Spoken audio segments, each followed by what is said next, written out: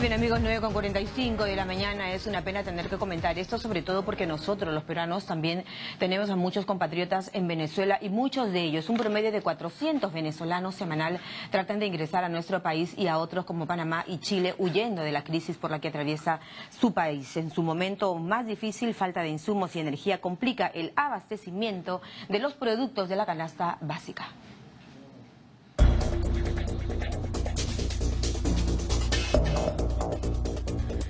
Hace unas semanas Venezuela se mostró en pie de guerra. El presidente Nicolás Maduro ordenó realizar la primera de una serie de ejercicios militares en todo el país. Según el gobierno, 520.000 combatientes entre tropas militares y milicias civiles participaron de los entrenamientos.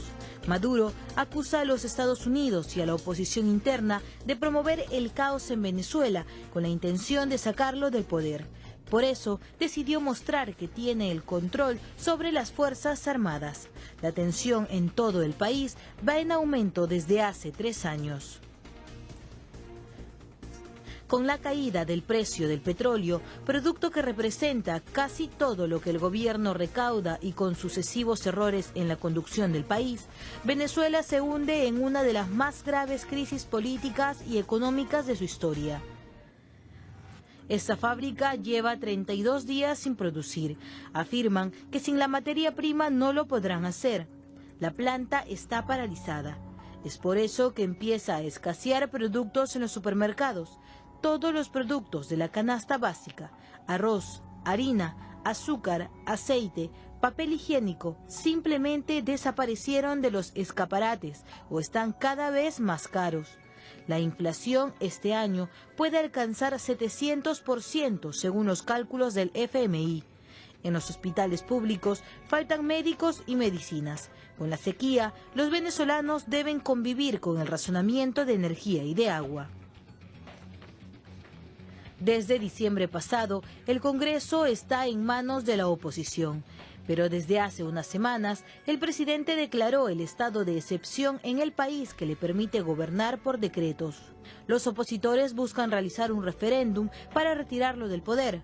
A falta de la negociación, la confrontación en las calles es ahora lo único que se observa. Mientras tanto, los ciudadanos se levantan cada día pensando qué van a encontrar para comer y si van a encontrar remedios. La calidad de vida en Venezuela está en crisis. Y que conmueve al mundo entero, ¿no? A los ojos de todo el mundo, de todos los canales de televisión, de radios. Es realmente muy difícil la situación por la que pasan los venezolanos. Precisamente el secretario general de la Organización de Estados Americanos, Luis Almagro, invocó este martes el procedimiento para abrir la Carta Democrática de la OEA para Venezuela. Esta es la primera vez que un titular del organismo activa la carta a un Estado miembro contra la voluntad de su gobierno. Para ello, Almagro recurrió al artículo 20 de la carta, con el que puede solicitar la convocatoria de un Consejo Permanente de los Estados miembros entre el 10 y el 20 de junio del 2016. Según refiere, este procedimiento atenderá a la alteración del orden constitucional en Venezuela, la que afecta gravemente el orden democrático. La aplicación del documento de la OEA contra Venezuela sería el primer paso para justificar una intervención militar extranjera. Una intervención militar extranjera. Estamos hablando aquí de cosas mayores. Pues para ello nos acompaña a esta hora, amigos, el señor Oscar Pérez Torres, exdiputado venezolano. Bienvenido. Sí, buen día, María Jesús. No solamente exdiputado venezolano, sino también usted forma parte, ¿no es cierto?, de la Carta de Integración. Vemos esta decisión finalmente que ha llevado a todas luces al señor Almagro apreciar el panorama dramático de Venezuela, a tratar de solicitar abrir la carta contra la decisión de su propio país, ¿no?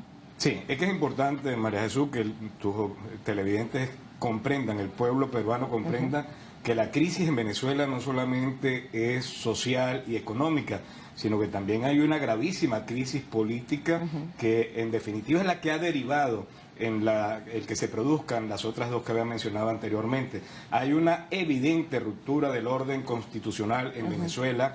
Se viola de manera flagrante lo que establece el texto constitucional venezolano, no solamente por parte del presidente Nicolás Maduro, sino del resto de los poderes públicos constituidos en nuestro país, que irrespetan, por ejemplo, las decisiones que toma la soberana Asamblea Nacional, el poder legislativo venezolano. Que ya no es chavista, por supuesto. Claro, que fue mayoritariamente ocupado, los curules, por sectores de la Mesa de la Unidad Democrática de la oposición venezolana el pasado 6 de diciembre, y que esta mayoría ha sido irrespetada, que hasta el momento solo una decisión de las que ya en muchas ocasiones ha tomado la Asamblea Nacional ha sido acatada, respetada. ¿Cuál es esa? Por, bueno, una que guarda relación muy importante, por supuesto, con la protección de las personas con autismo, y que obviamente fue aprobada por unanimidad. Pero el resto de las decisiones que ha adoptado la Asamblea Nacional han sido irrespetadas por el Ejecutivo y por el resto de los poderes. Pero además,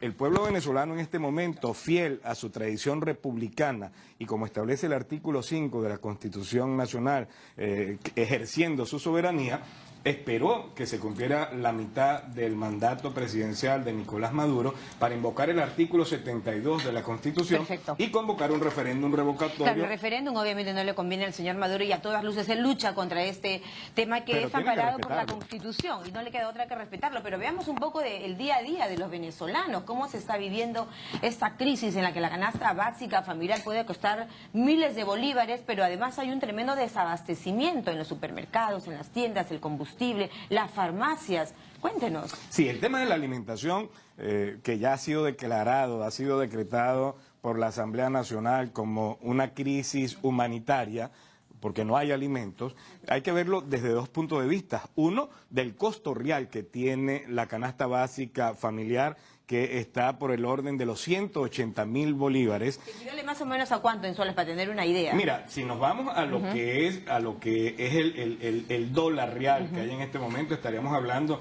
que comprar una cesta básica familiar en nuestro país serían unos $3.000 aproximadamente. Imagínese, ¿quién podría subsistir Claro, con ese? pero no solo eso, si vemos entonces que el sueldo mínimo en Venezuela está por el orden de los 15.000 bolívares, vemos la gran diferencia entre lo que es el costo de la canasta básica, 180.000 bolívares, y el sueldo mínimo que está por el orden de los 15.000 bolívares. O sea, solamente con un sueldo mínimo, sin pagar luz, sin pagar arrendamiento, alquiler, sin ocuparse de otras cosas, solamente alcanzaría para comprar, para adquirir el 8%. Ahora, de lo la canasta dramático en básica Venezuela familiar. es que ese 8% al que solo se podría acceder con este sueldo mínimo versus lo que te cuesta la canasta familiar o la canasta básica, a ellos se agravan las colas inmensas por la escasez. Claro. Ese es otro problema Claro, adicional. es el otro problema que hacía... Por la inflación. Claro, hacía referencia. Es que independientemente de que tengas el dinero para acceder a la canasta básica familiar,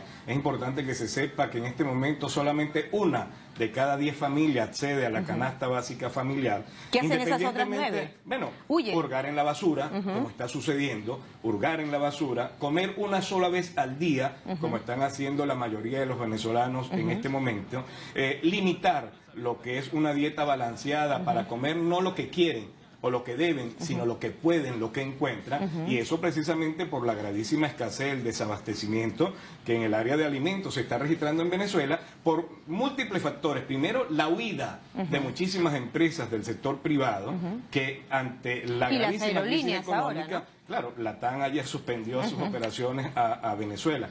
Pero entonces, cuando no hay seguridad jurídica, cuando persigues al aparato productivo privado, cuando crees que estatizando la industria productiva del país vas a salir adelante, se ven cosas como esta en donde la gente está pasando hambre. Los venezolanos en este momento, y no exagero, se están muriendo de hambre producto de estas políticas hambriadoras que se han venido llevando adelante. Y lamentablemente, señor Torres, es desgarrador ver la imagen en el caso de morirse de hambre, pero morirse por salud, morirse por tener cáncer. Y, por ejemplo, Oliver Sánchez ilustró esta dramática situación en ese letrerito que lo vemos ahora, amigos, y que fue parte de lo que cogió la BBC de Londres, en un letrerito a mano, escrito por él mismo, en el que este niño ya falleció de Sí, cáncer. aquí está Oliver, y ahí lo estamos ¿no? viendo en imágenes precisamente, ahí lo vemos muy bien. Oliver Sánchez es un niño que, como muchísimos otros más, no solamente niños, personas adultas, personas de la tercera edad, están reclamando que se le permita acceder a un derecho constitucional como es la salud, Aquí él el pedía derecho a la vida. medicamentos Para su tratamiento de cáncer. quimioterapia. Claro,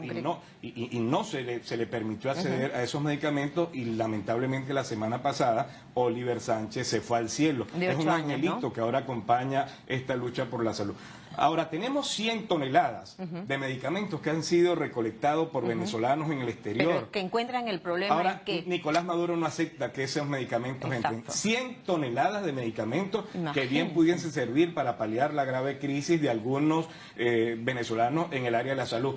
Prácticamente Nicolás Maduro está sometiendo, está condenando a una suerte de eutanasia colectiva al pueblo venezolano. Así es como ustedes le han llamado una eutanasia colectiva, pero además, señor Torres, la Mesa de Unidad de Trabajo Democrática, ¿no es cierto?, está solicitando atender estos puentes humanitarios, porque ya no hay otra forma. Estos puentes humanitarios, ¿para qué serían, para qué servirían y a qué países convocan ustedes este mecanismo para poder solucionar o paliar en alguna medida el drama? Mire, ya hay países como España, Estados Unidos, Chile, entre otros, que han ofrecido ayuda humanitaria para Venezuela, y el gobierno de Nicolás Maduro, de manera soberbia, ha rechazado estos ofrecimientos. Nosotros lo que estamos pidiéndole a la región, al mundo, y en este caso muy particularmente al Perú, es que como lo hemos hecho históricamente, no en vano compartimos los mismos sueños independentistas y hemos compartido muchísimos momentos críticos durante la historia. Lo que estamos pidiendo es que se luche por la apertura de este puente humanitario que permita que a Venezuela llegue lo más pronto posible